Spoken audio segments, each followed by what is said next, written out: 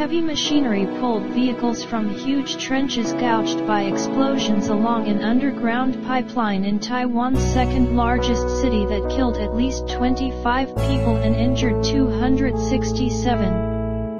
The series of 5 explosions from about midnight Thursday to early Friday struck a densely populated industrial district in the port of Kaohsiung, where petrochemical companies operate pipelines alongside the sewer system under city streets. The cause of the disaster was being investigated. 4 firefighters were among the victims when the blasts went off hours after they'd been called to investigate gas leaks. At least 6 fire trucks were flung into the rubble. The blasts sent flames shooting into the sky and hurled concrete and cars through the air, leaving yard-deep trenches down the middle of several roads.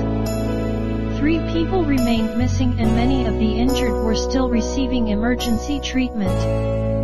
The disaster was Taiwan's second in as many weeks following the crash of a Trans-Asia Airways prop jet on the island of Penghu on July 23 that killed 48 people and injured 10.